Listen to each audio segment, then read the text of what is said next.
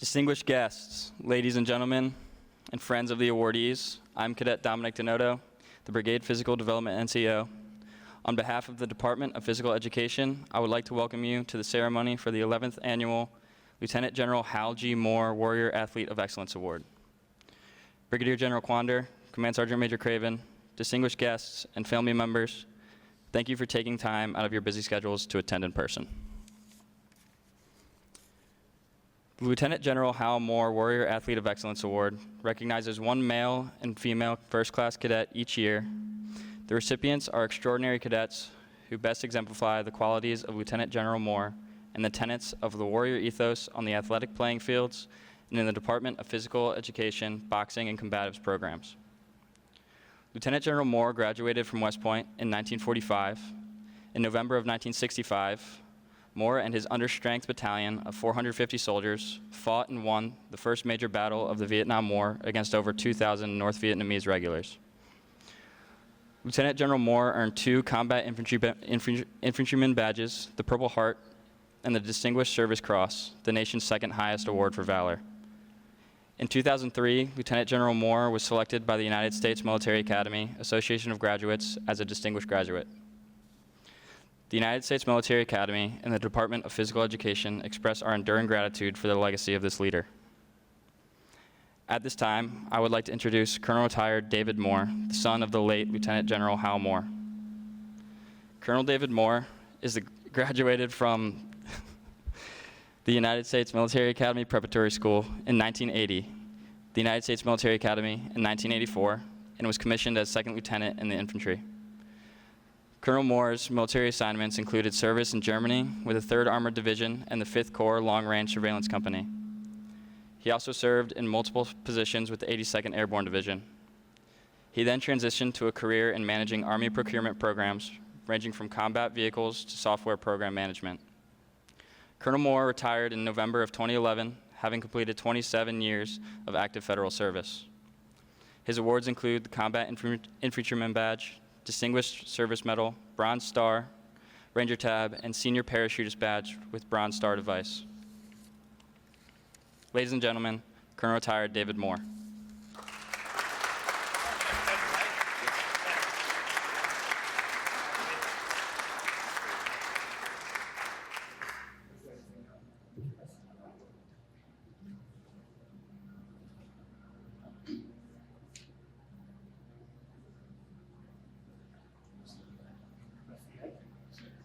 All right. Thank you for having me, sir. Sergeant Major Gould. Sir. All the plebes here, you may not know it, but somewhere down the road, as you make it through this journey, you're going to look back at this institution and be nothing but proud and honored that you are part of a legacy of a long gray line of the world's best leaders. And thank you again for competing for the Hal Moore Warrior Athlete. It's always great to know that Dad is honored here at West Point, which he considered to be his fundamental component to becoming the person he is today. He said West Point set those conditions in him to be the leader that he was. So I'm going to do a little something different today because Colonel just asked me to not just talk about what Dad was as a leader. And I'm not going to go through what's a warrior athlete. I'm not going to say, here's what he did, here's how he executed some aspects of his military life. But what I want to highlight is habits of character. So Colonel Gist asked me, can I talk about Dad's habits of character? And that brought me back. And I asked my brothers and sisters, and we talked about it. So what you're going to get here is a little bit of a foundational component that I'm presenting. And then I want to present my father in the context of that foundation. And then what we're going to do is end up with a model for how to evaluate your habits or how to assess leaders and look at leaders and understand what drives their habits and what's the underlying component of that. So what we want to begin with, as I thought it'd be useful to begin with, is what Gandhi had put out many, many years ago. So if you look at a habit doesn't exist in and of itself. It's part of a chain. Belief, thoughts, words, actions. So what did you believe? What did you think? What do you say? What are your actions? What do you repeatedly do? Those things become your habits.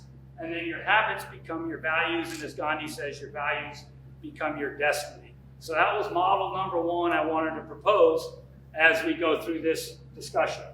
And I brought two more things in that I thought would be interesting about a habit. So Aristotle says we are what we repeatedly do. Excellence then is not an act, but a habit. And I'd recently read a book called The Habit, and there's this idea of a keystone habit. So we can have all sorts of habits. But which are those foundational pieces, those foundational components of your beliefs, your structure, your action that drive everything else? And so that's where I'm taking the rest of this discussion, is what was Hal Moore's foundational habits? Where did they begin from? So when you look at the quirks or this or that, you know, he liked this, he didn't like to do that. They were built upon some sound foundation. And so I went ahead, there we go. So I asked my brothers and sisters, we do conference calls once a week. It's fun the way we stay in contact. And said, what did Dad do? What were his habits? And we came up with a lot of these right here. Go to church every Sunday, exercise every day, acknowledge commitment and extend gratitude. Read constantly, newspapers, books. No excuse, sir. Well, I learned no excuse as a child. It didn't take me to West Point before I learned no excuse. Never curse. Remember birthday cards. Write handwritten notes immediately. Thank you notes. Travelers prepared for a meal. You came into the house, my mother had something ready for you to eat. Hug and kiss the wife every morning. Get outdoors. Go fishing. So these are things that we saw. And so if you look at that model of Gandhi, those are the habits we kind of saw. But what's that tell you about what his beliefs are, what his foundational habits are? So I want to go through each one of these in a degree that aggregates them and gives you an idea of how Moore constructed his values in his life and his beliefs. So the first one, habit and service, faith. Go to church every day. Pray every night. The keystone habit, a lifetime of absolute devout faith in God. I wish I could say I had that level of faith that he had. And for many of us, faith is a journey of in and out, back and forth. I never saw his faith in God waver at any point in my life. Now, I'd like to try and get this. And then when I went to West Point, I was so done at West Point that the only reason I got through West Point was going to Mass almost daily and praying to God to help me get through West Point. But I'm proud to say that I graduated at the top of the bottom 20% of my class. All right, there you go. All right, so work hard, have faith. That faith was something that he demonstrated and displayed every single day. He didn't beat you over the head with it, but you know it was there. And when I was there with him for the last years of his life, even in his advanced state of dementia, what would always come through is, I love you. I love you. I love you. And I think that core aspect of this foundation is a result of that faith. Because dementia can turn your mind in a whole lot of different ways. And a lot of it isn't pretty. But what I learned from Dad is this foundation of faith drew out that no matter what he was mentally at that point, he could come up with, I love you. So what's the next thing we're looking at? Discipline. So there's a range of pieces here with discipline. Maintain a neat home, make bed, make the table. A lot of small things that you may see in people around you. Someone who likes to make the bed, Admiral McCreevy, make your bed every day. You know, so those are the habits. But what was that foundation? What was the keystone? Discipline. And he would tell you that self-discipline leads to leader discipline, leads to unit discipline. I was a firm believer that you had to be strict with your troops, but you had to treat every man fair and square. Never cheat on your men, never take advantage of them, and lead the way. And we could see that in the way he led his personal life, as well as the way he led his military life. Lead the way, personal discipline. Discipline begins with the self and the ability to lead the self. And he was extremely disciplined.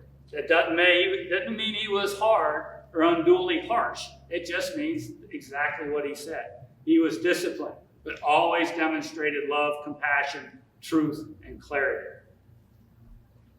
The next, gratitude. Acknowledge others' commitment. Say thank you. Extend gratitude. Look people in the eye. Hear them. Repeat back what they're saying.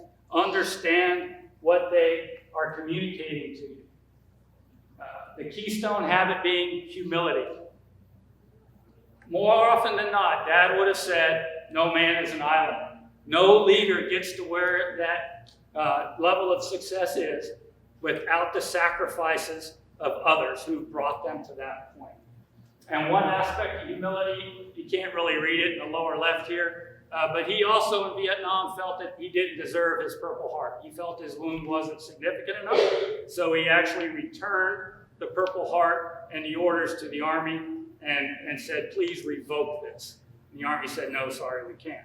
But a level of humility was that he saw his men suffer, die, and were wounded on the battlefield. And he felt he didn't deserve to be in that company. That's humility.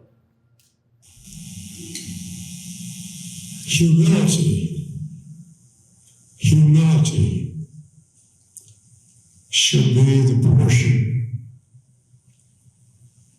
of a person who receives fame or acclaim based on the blood of his subordinates and the sacrifices of his friends. And so shall it is, so shall it be for me. Thank you.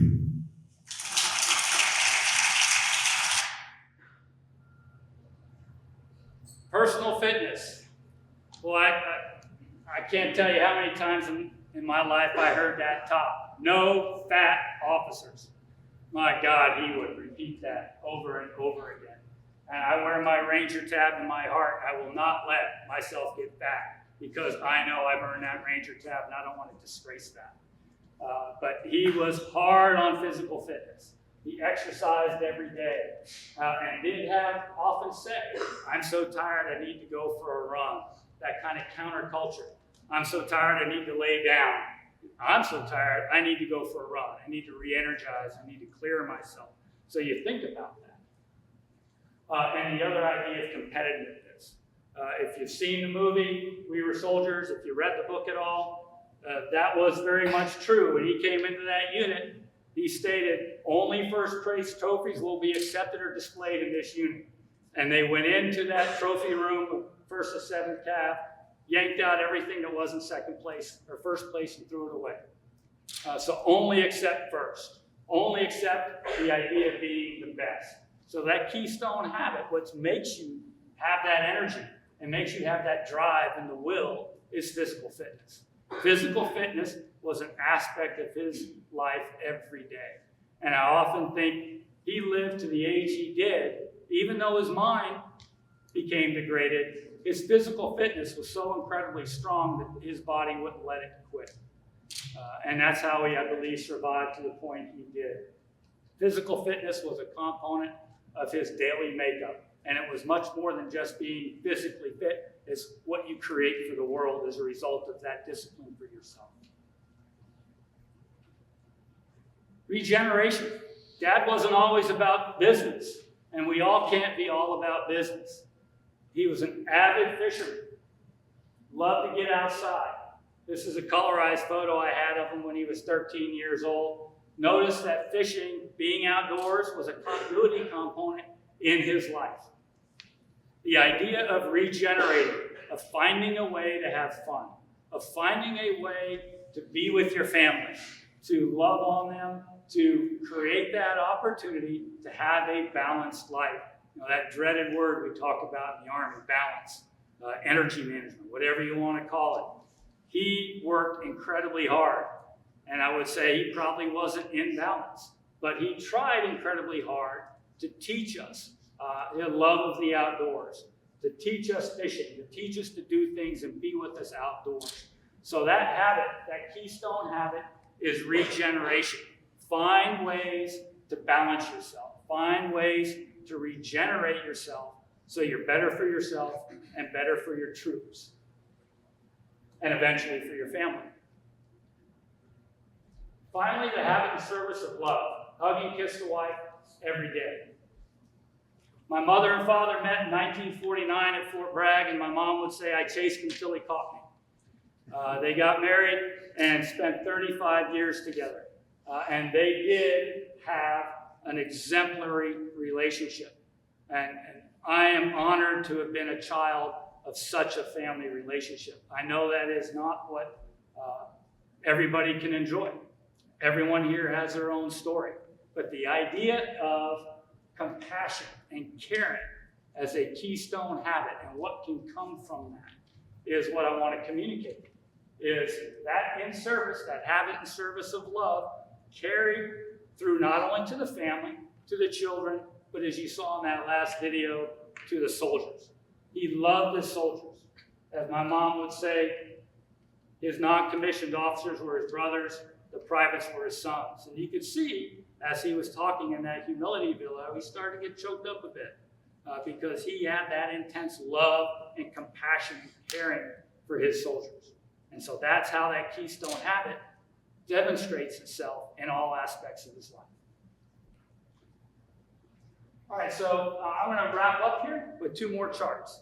And so this is kind of the so what. What do we mean by this? And this is just something I spitballed out here. But I went back to the Gandhi habit model and said, all right, what do we know about how we look at ourselves, how we would create a habit for ourselves, and what would that tell us about our values and beliefs, as well as when we look at other people. We look at Hal Moore. We look at other leaders. How would we evaluate them and understand that habit in context? So I built this idea of a forward and a backward pass. The forward pass is how we look at ourselves. Words and actions. Forward pass is how we see others. Words and actions. What can we see? What can we see of that leader? We see his words, her actions. What can we discern from that? Habits and values. Then what can we learn? Beliefs and thought. What was underneath that person? And that's what I was trying to get at with those other charts and those other presentations. What was below Hal Moore, independent of being a military leader? We talked about those keystone habits on the right-hand side. So now what does it mean to you? And how do you think you could bring this into your life? Because he made a lifelong endeavor of studying leaders and leadership. Good leaders and bad leaders. What can he learn about that? And so my idea about what can you learn is you do a backward pass. What beliefs and thoughts about Hal Moore or any other leader you study do you find admirable? Do you want to adopt, or beliefs and thoughts that you want to eschew, you want to get rid of, you don't want to see them anyway in your life? So they would generate new beliefs and thoughts for you. And if you have new beliefs or thoughts, you're going to create new values. And if you create new values, then you're going to display that in habits and in words and then in actions, as I have here, manifested as your words and actions. So I kind of get this idea that it's a cycle. And so that's really the whole point of what I'm trying to convey here, is that idea of a model of external study and then bringing it back into so what? What does it mean to me? And the so what is this? Legacy. Every day you're building your legacy. Every day. A legacy isn't something that you think about 50 years from now. You can assess it, but that 50-year point from now is built on every day of your life up to that point. So the thing I would add here is this idea of legacy. And what we see in Hal Moore through the validation, this is a photo on the Naming Commission website, that America believes that the values of Hal and Julie Moore are admirable enough to rename Fort Benning as Fort Moore for both of them, for both of their services and both of their commitment to the nation and Army families.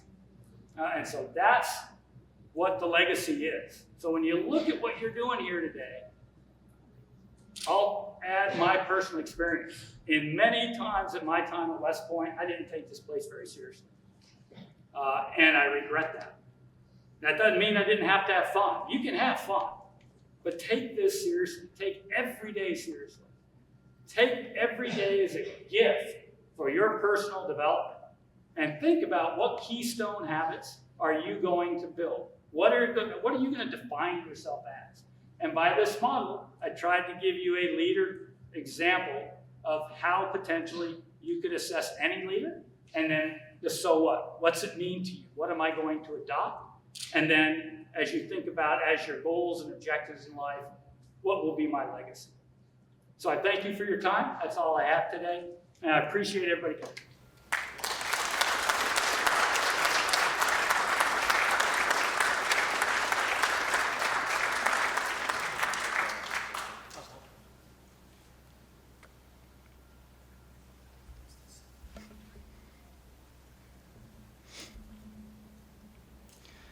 Colonel Moore, thank you for honoring us by traveling to West Point to speak at our ceremony.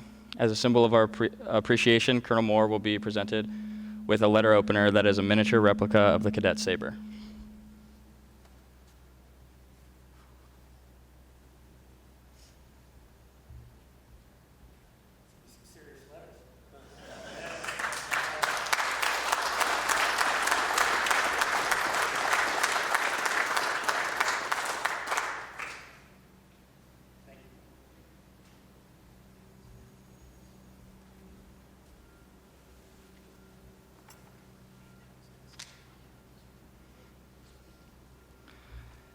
At this time, I will turn the ceremony over to Colonel Wilson, the Deputy Director of the Department of Physical Education.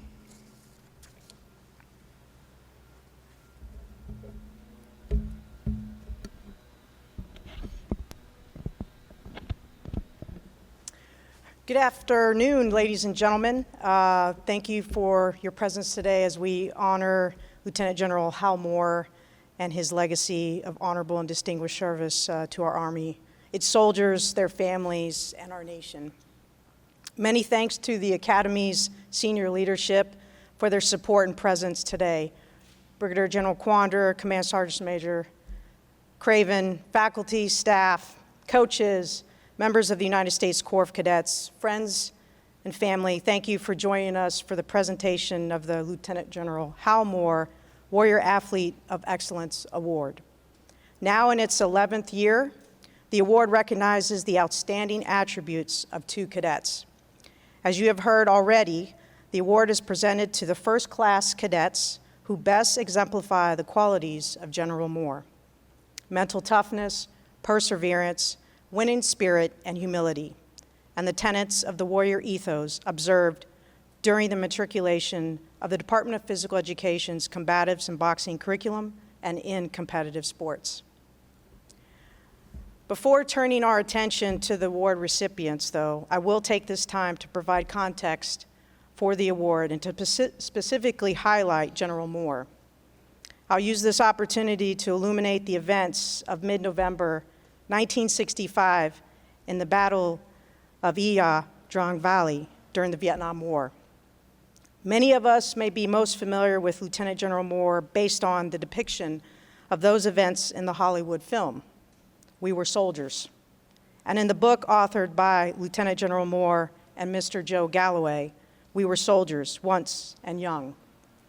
57 years ago, this week, the 3rd Battalion of the 1st Cavalry Division, Air Mobile, was given the order to prepare for an air assault near the foot of the Chupong, the mountains in the central highland of Vietnam.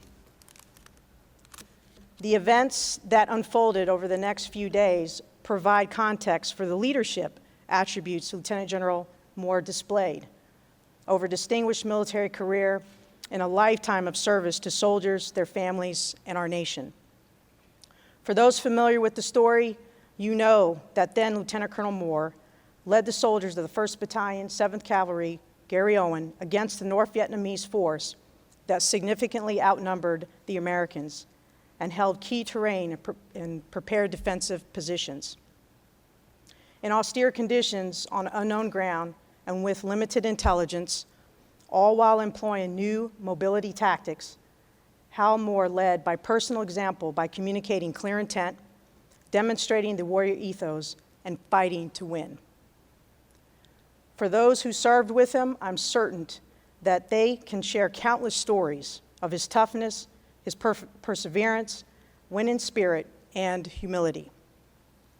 They will also remember how he trained them, tough and realistic, how he cared for them with respect and dignity, and how he led them honorably and loyally. Simply put, he built cohesive teams that were highly trained, disciplined, and fit.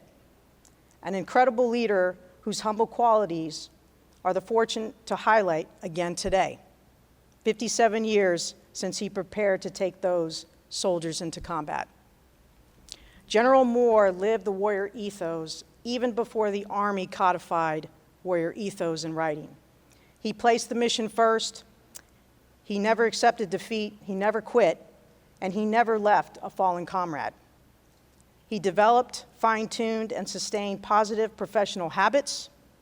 He lived and led honorably, and he demonstrated excellence as a leader of character. Before recognizing our award winners, I would like to acknowledge and congratulate our two runner-ups.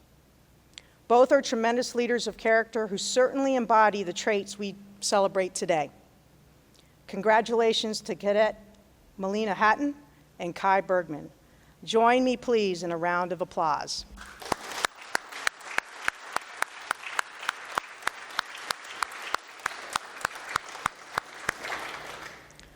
Now I'll take a moment to talk a little bit about each of our award recipients, our winners. First class Cadet Skye Williams, demonstration of excellence in all aspects of her leader development is clear. She calls both Long Island, New York and Atlanta, Georgia, her home. A member of the Company D1 and class of 2023, she is a law and legal studies major who would like to branch cyber or military intelligence. Earning grades of A+ in both PE 116 boxing and PE 360 combat applications, Skye demonstrated her talents in the combatives portion of our physical education curriculum. Now in her 4th year as a member of the competitive club athletics boxing team, she currently serves as the team's captain, leading a group of disciplined, cohesive, and tough future officers. She is well known for investing in her teammates. Skye has been vocal about the importance of tenacity, discipline, and grit. Her tactical officer, Major Kim, describes her as a phenomenal leader. Cadets in and out of her company respect and look up to her. Her TAC says she is immensely resilient with strong emotional intelligence. She exudes the warrior ethos. Her boxing coach, Mr. Hart, describes Skye as a fearless and ruthless leader in the ring. Outside the ring, she is the kindest, most empathetic leader he has seen in many years. Skye, we are proud to serve with you and thank you for your leadership. You provide within the core of cadets every day. Well done. Please join me in a round of applause for the first of the 2 winners of the General Hal Moore Warrior of Excellence, Cadet Skye Williams.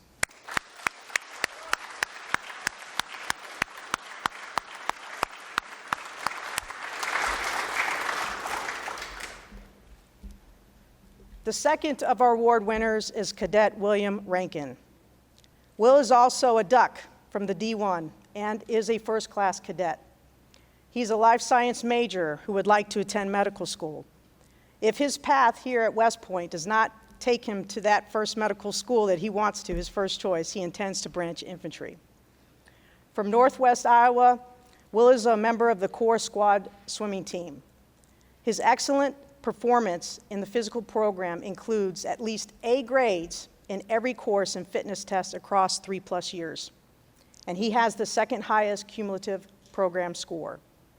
A proud tactical officer for sure, Major Kim describes Will as an exemplary with high moral and emotional intelligence.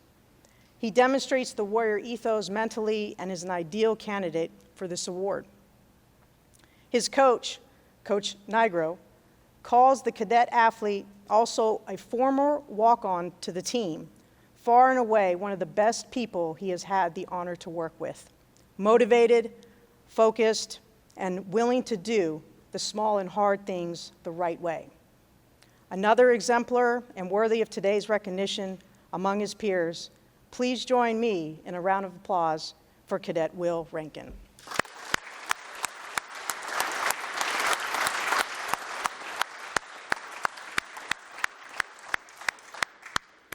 So without further ado, let's present Lieutenant General Hal Moore's Award, Warrior Athlete of Excellence, to these two outstanding cadets.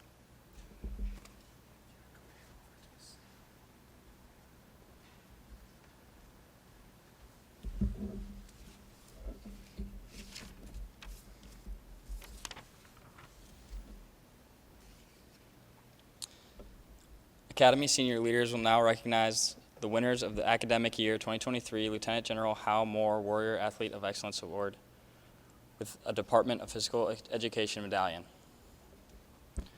Our first recipient, Cadet Skye Williams, Company D1.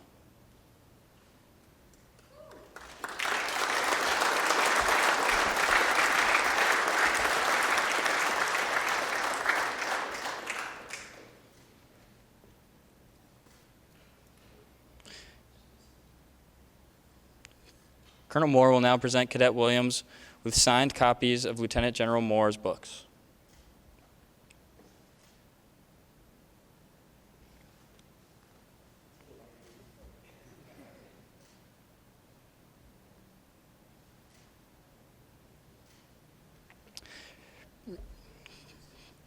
Brigadier General Quander will now present Cadet Williams with a certificate in recognition of being named the winner of Lieutenant General Hal Moore Warrior Athlete of Excellence Award.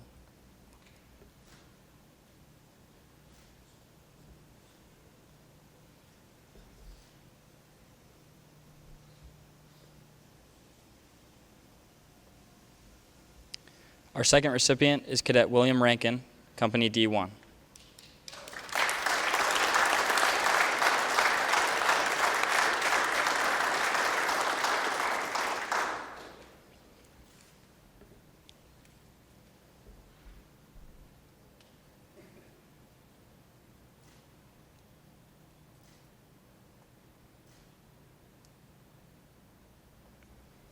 Brigadier General Quander will now present Cadet Will. Oh, the books? Sounds good. I just didn't realize I skipped that.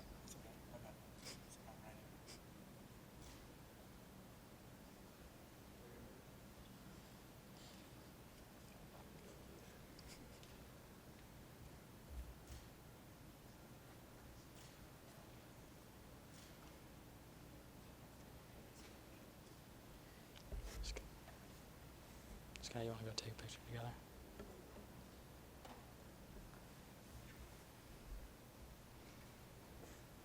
Dr. Furlong.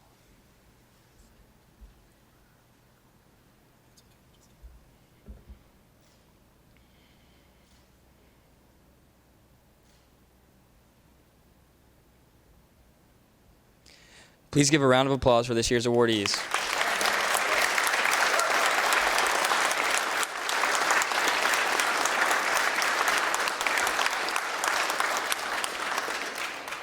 Ladies and gentlemen, this concludes the ceremony for the 11th Annual Lieutenant General Hal Moore Warrior Athlete of Excellence Award. Thank you for your attendance.